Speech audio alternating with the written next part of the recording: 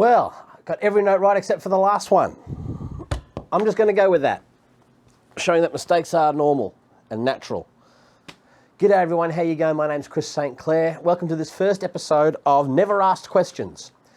Obviously, I simply don't have the amount of subscribers required. Checking. Yep, things are working. Obviously, I don't have the amount of subscribers that are required to have a frequently asked questions because no one's going to ask me any questions. So what I thought I'd do is take some of the most regularly asked questions I see on Reddit and answer them. Okay, so I've got some notes and everything, and yeah, as this is my first of this style of video, I just want to say that all mistakes are deliberate, including that bit that I fucked up right at the end there. That was for the benefit of you, saying, oh, watch out, fuck-ups happen. Okay, so what were we asking for the first question? Nobody asked, hi, I have small hands. Does this mean I should play a short scale bass? The answer to that question is no. Play a short scale bass if you want, but the bottom line is the size of your hands does not dictate the instrument that you play. There are so many videos of kids on the internet with sick chops to completely disprove that. Okay, you can just see them everywhere. The size of your hands doesn't matter. Look at these things. Let me show it clear close. See, look at that. That's not a big hand. These aren't big hands. Look what I play. Full scale 5-string. Obviously not very well, but I play it. So play a short scale if you want, but that's not what short scale guitars and basses are for. It's a whole other thing, which we'll go into on another day if someone actually asks me a question. Checking. Yep. Things are still going. All right. What was the next question I had up here? Let me get my notes. No one in the world asked, what should I do about getting advice from people? Because I seem to get conflicting advice. All right. So here's my opinion on advice. Advice is something, as I adjust my microphone, advice is something you get from people who are more than 10 years older than you. Okay? If they're not more than 10 years older than you, it's just an opinion. If you're, I don't know, 18 and you're asking other 18-year-olds about things, who says that their opinion's any better or more well-informed than yours?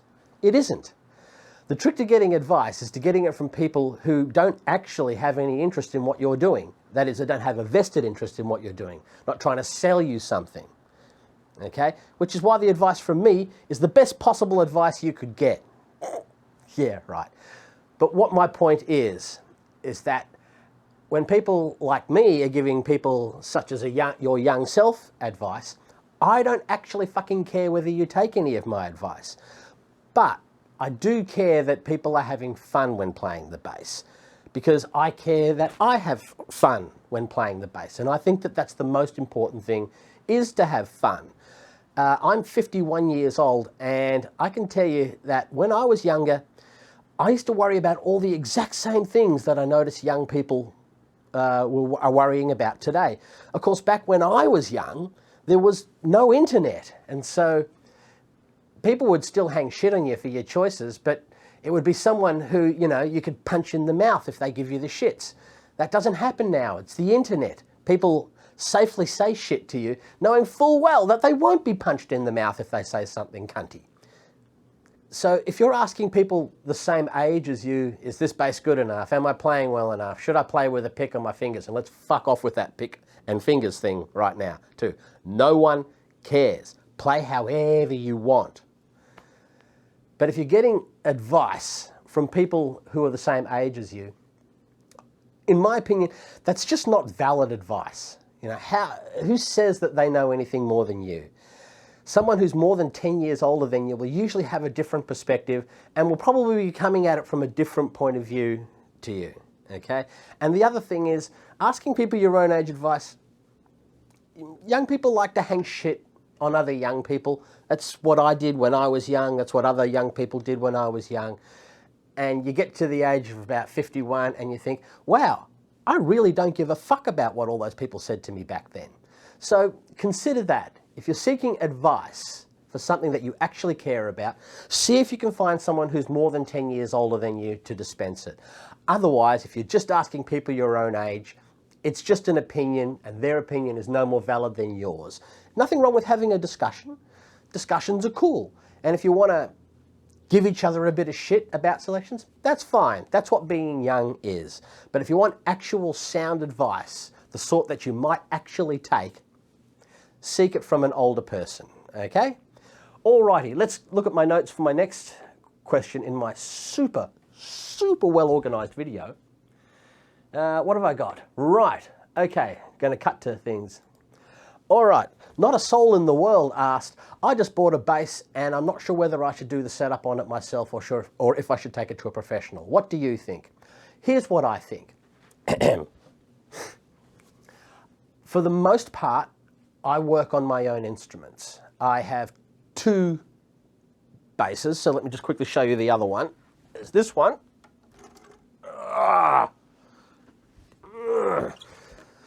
All right, this is the 60th anniversary precision bass. This is an awesome bass, and this is the bass I do cover band gigs with when I go to places where people will be throwing beer glasses at you.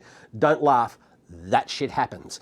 But this bass, I do all my setups on myself. I do all the string changing, I do all the action adjusting. I will even adjust my truss rod on this bass. Why? Because you really can't kill a decent P bass. But the point being, the trick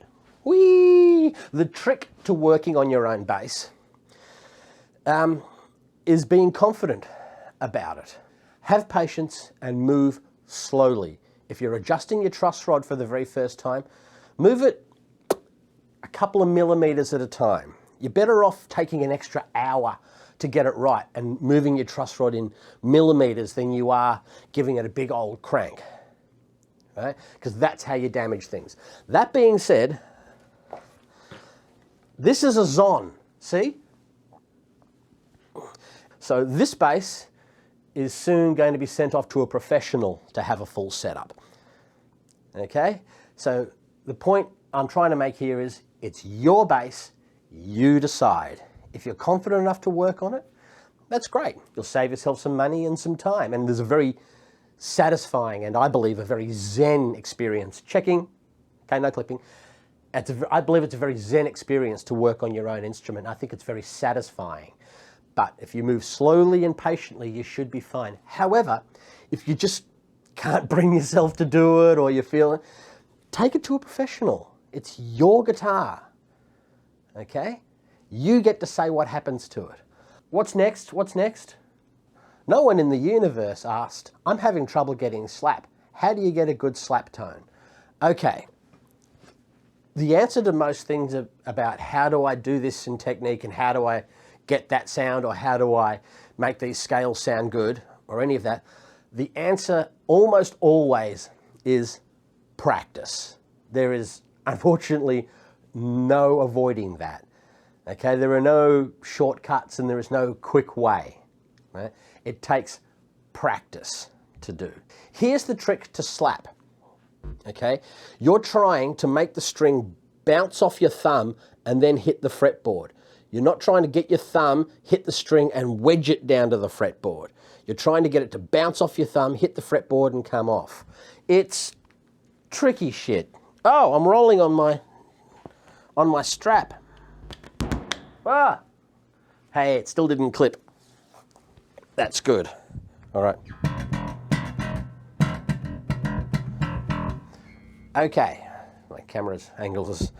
You'll notice a lot of people chop downwards or just go. So if you're hitting it straight on, it's, again, you're trying to make the string bounce off your thumb, then hit the fretboard, then come back. You're not going to, don't let your thumb hit the fretboard. The trouble is it's also a tricky thing to get the weight right of the hit, but leave your thumb loose enough, like your thumb's got to dangle a bit. You're trying to get a nice firm hit, but you're trying to hit, your thumb has to be kind of as loose as possible.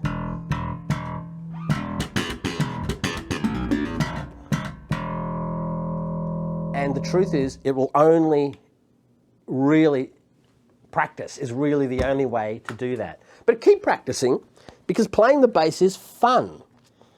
And that will be the overarching theme in any and all of my videos. That is, playing the bass should be fun. I'm currently realizing that I probably don't have enough light on this, so this video might be a bit dark, but hey, so's life right now. All right, let's move on to the next. Where are we in times? 14 minutes. Not a soul in the universe asked, is a Harley Benton, is a Squire, is a this, is a that a good first bass? The answer is yes. Yes, they're all good first basses.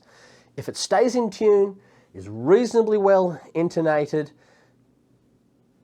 and is reasonably easy to play, it is fine. Okay, especially if it's your first bass and you're starting out. Stays in tune, reasonably well intonated, reasonably easy to play.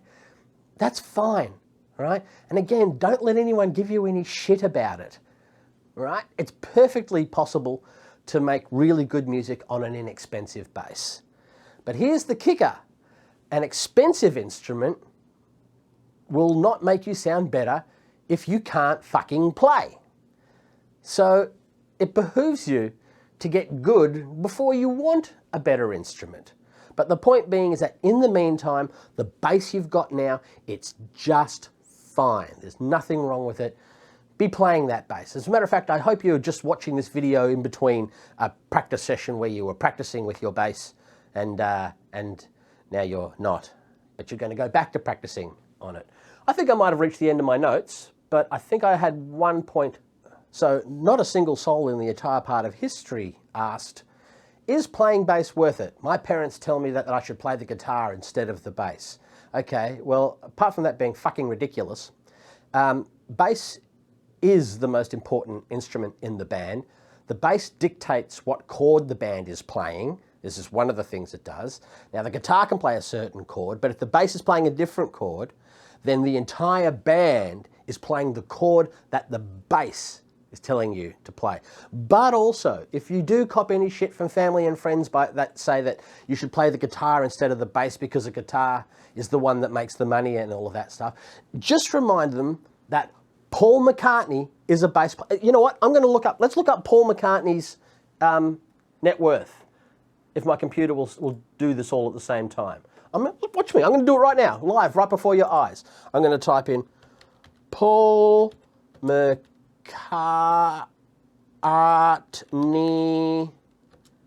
net worth. Paul McCartney net worth.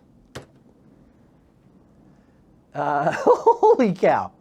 So the internet, which we know is always true and right because I'm here, oops, tapping my microphone. The internet says that Paul McCartney is currently worth £800 million sterling. Let me see, there's another thing that turns it into dollars of the US. $1.2 billion is Paul McCartney's net worth. Paul McCartney is a bass player, okay? Now, unfair example, no, it's not. Paul McCartney is one of many bass players who's worked very hard, got his band up and running, worked very hard at his band, and now he's worth 1.2 billion, which is, I think, 16 trillion in Australian dollars. So just remind anyone who says that guitar is the money-making instrument, fuck you, okay? Don't take that shit. You don't need that negativity in your life. All right, I think we've done enough for one crappy video, so I've got to start planning out my next crappy video. So if you actually do have any questions, please do put them in the comments. If you hate me and everything I stand for, please tell me also in the comments. I like to know that sort of stuff. And yeah, I think that will do it. So that's it for today's video. I'll try and do these sort of fortnightly initially, but if things actually start to happen, that is, if people actually ask me questions, maybe I'll do it as a weekly thing. Let me know how I did. All right, my name's Chris St.Clair. Thank you, and goodbye for the moment.